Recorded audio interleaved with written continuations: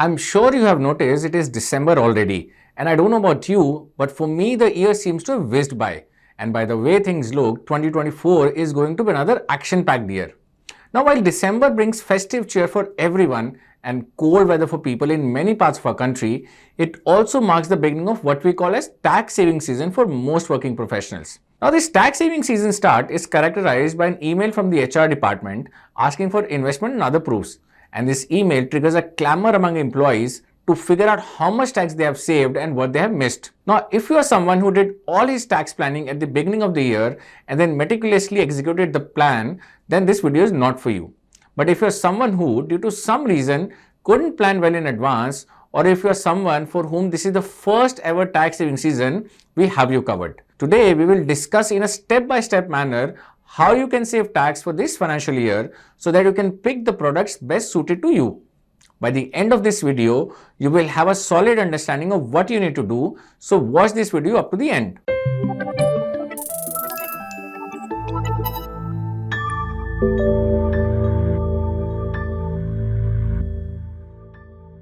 Hello and welcome to ET Money's YouTube channel. But before I begin, a quick update. You are watching this video on ET Money's English channel. We also have a Hindi channel जहाँ पे आप ये सारी videos Hindi में देख सकते हैं. And we have another channel meant for beginners and it's called 5 Minute Finance. I've mentioned the links of these channels in the description, so do explore them. One more thing before we start. This video is more relevant to those who have opted for the old tax regime. The new tax regime has few exemptions and deductions to take advantage of. But if you have opted for the new tax regime, you can still find value in this video. I will mention which exemption or deductions that are available in the new tax regime. Secondly, after watching this video, you can assess if you want to switch to the old tax regime. Now, we've divided this video into specific steps. We will start with those options you may already have and move to what you can do. Now, it's likely that your tax saving requirements are fulfilled by just 1 or 2 steps and you don't need to go all the way down to step 5. So, choose what's appropriate for you. Let's begin with step 1, how to calculate your income tax.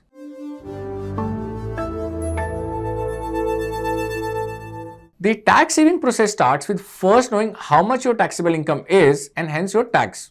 To find out your gross taxable income, add income from all sources such as salary, rent, business or profession, capital gains, dividends and so on.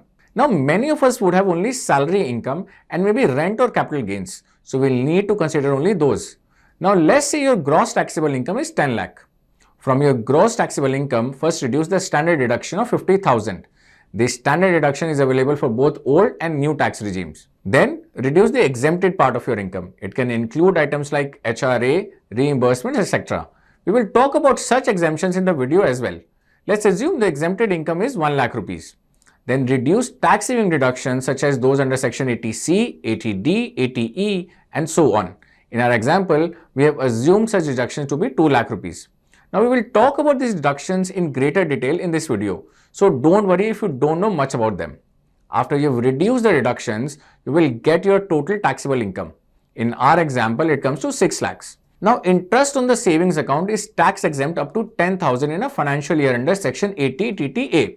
So don't forget to take advantage of this provision. Then check for the tax slabs for how much tax you need to pay. The tax payable in our example comes out to be 44,200 post cess. So this is how you can calculate your income tax. Now this is a rather simplified version as various components of income are taxed differently. For example, capital gains are taxed as per their nature, that is whether they have arisen from equity or debt or something else. Do note that this is the process to calculate your taxes as per the old tax regime. The new tax regime has lower tax rates but then it's limited deductions or exemptions. If you have opted for the new tax regime but want to take advantage of tax saving deductions and exemptions after watching this video, you have 2 options. Number 1, you can change your tax regime at the time of filing your ITR.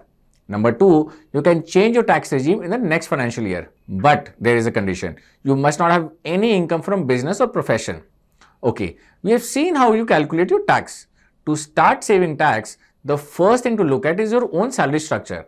It often has components that can be tax exempt. In the example we just discussed, we refer to such items as exempted income and assume them to be 1 lakh rupees.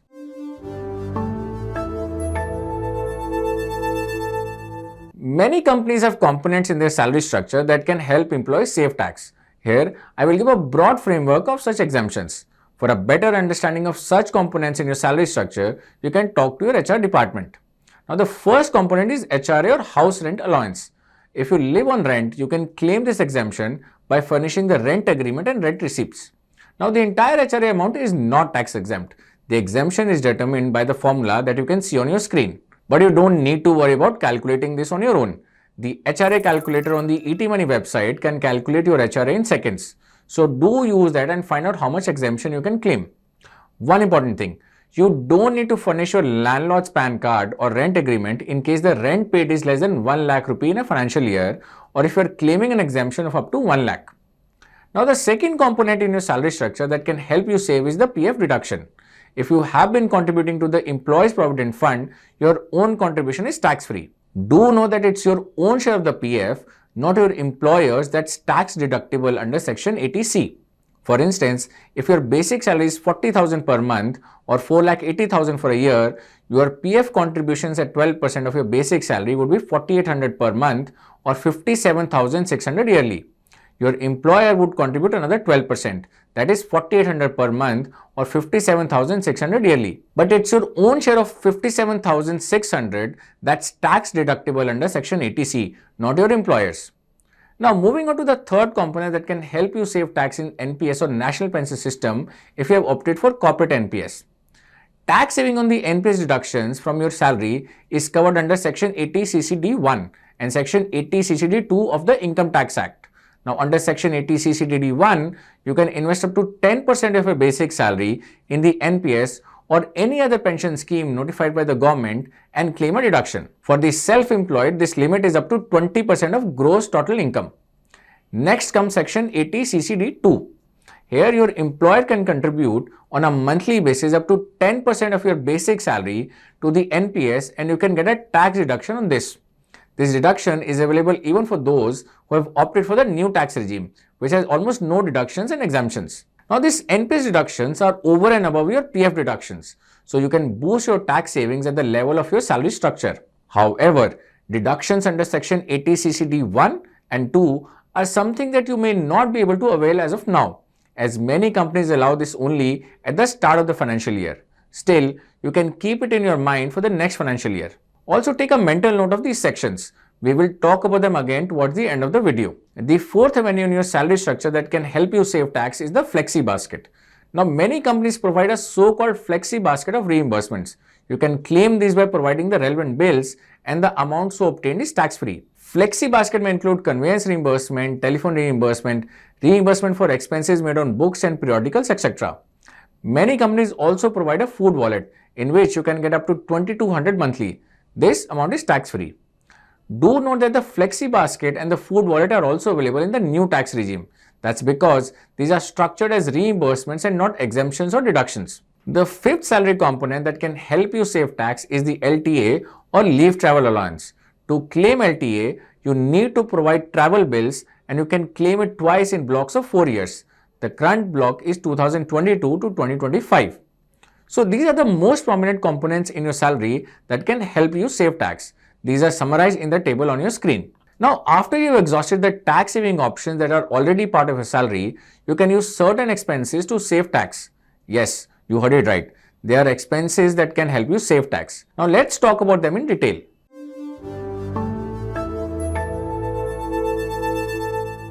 The first avenue here is the home loan. The principal payment of a home loan is tax deductible under section 80C. Now since 80C has a maximum limit of 1.5 lakh, you can claim only up to that amount. Registration charges and stamp duty paid for a house are also tax deductible under section 80C, subject to the upper limit of 1.5 lakh. Do note that this 1.5 lakh limit will also cover your PF deductions as discussed earlier. Now, if the house has been handed over to you by the developer or the owner, you can also claim a deduction of up to 2 lakh rupees per annum on the home loan interest. This comes under section 24 of the IT Act. The second expenditure item is the tuition fees. The tuition fees paid to a school or college are tax deductible under section 80C, but it's subject to the upper limit of 1.5 lakh. The third avenue is the education loan. Under section 80E, you can claim a deduction for the interest paid on an education loan. There is no upper limit on this deduction. However, You can claim it only for up to 8 years from the time you start paying interest on the education loan. The fourth expense that can help you save tax is house rent deduction under Section 80GG. If you have an HRA component in your salary, then this deduction isn't meant for you. It's meant for those who don't get the HRA benefit. So in most cases, the deduction is relevant for the self-employed. So if you're living in rented accommodation, you can claim a deduction for the least of up to 5,000 per month, actual rent paid minus 10% of your total income, 25% of the total income. The fifth expenditure that offers a tax deduction is under Section 80G. Here, if you make a donation, you can get deduction of 50% or 100% of the amount donated depending upon whom the donation has been made. The table on your screen summarizes these tax saving expenditures. Now, so far we have seen how you can save tax through your salary components and certain expenses. If you still have taxable income remaining, you can use health insurance and certain medical expenses to save tax. Let's see them now.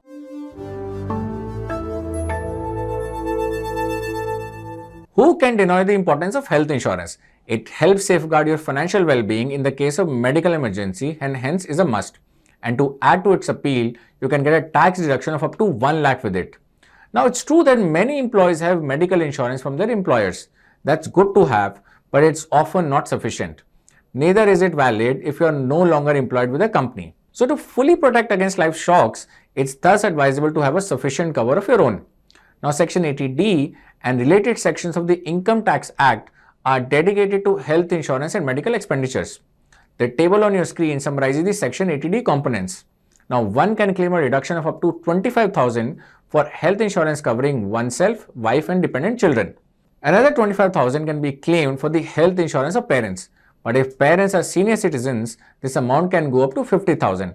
And if you yourself are a senior citizen, then your deduction can go up to 50,000. Also, preventive health checks of up to 5,000 are also tax exempt. But this 5,000 is within the overall limit and is not over and above that. Now, if you want to buy health insurance, you can do it on the ET Money app. You can even get a 1 crore health insurance on the ET Money app so that you never have to worry about health insurance. Now, apart from health insurance, there are certain medical expenditures that are tax exempt. These are covered under Section 80DD and 80DDB.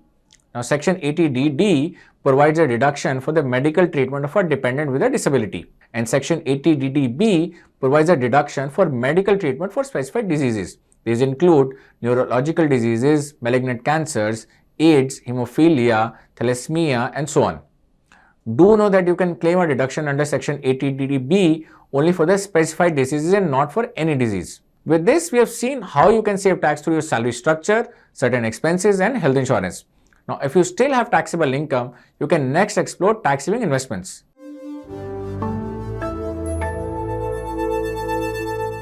We will talk about a host of items that fall under various sections of the IT Act. Let's begin with Section 80C. Now, Section 80C is the mainstay of tax saving. And why not? It helps you get deductions of as high as 1.5 lakh in a financial year. It has some of the most popular investment avenues that you may have already heard of.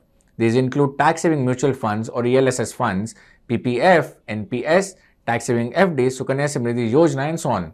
All these avenues have a lock-in period of some kind. But there are two important things you need to remember before you invest in Section 80C avenues. First, the 1.5 lakh limit also includes your PF contribution. So when you calculate how much you need to invest in 80C avenues, subtract the PF contribution.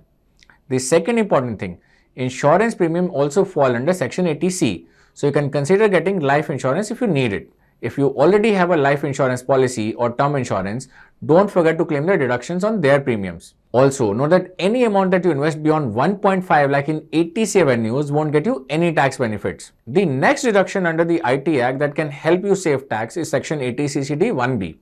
It allows an additional deduction of up to 50,000 on investing in the Tier 1 account of NPS. So if you avail both 1.5 lakh deduction under Section 80C and 50,000 deduction under this section, you can save tax and cess of up to 62,400 in a financial year. Now next comes Section 80CCC. It allows you to get deductions of up to 1.5 lakh by investing in pension funds. But do note that the sections 80C, 80CCC and 80CCD1 all come under the overall limit of 1.5 lakh. Now recall that under 80CCD1, you contribute 10% of your basic salary to the NPS. We talked about it earlier as component of your salary structure. Now section 80CCD1B and 80CCD2 are outside of the limit of 1.5 lakh.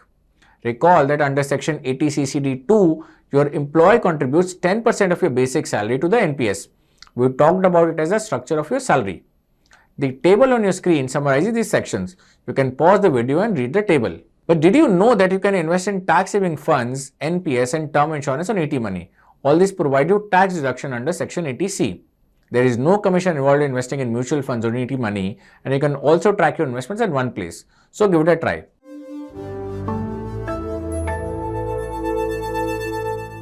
Now I've tried to give you an overview of the main tax saving avenues. You can now prepare your tax saving action plan. If required, consult a tax consultant who can assess your individual case and prepare a tax saving plan for you. But do get into this action as soon as possible so that you can complete the tax saving exercise before it's too late. For better decisions around tax saving investments, it is also advisable that you start investing at the start of the financial year rather than towards the end of it.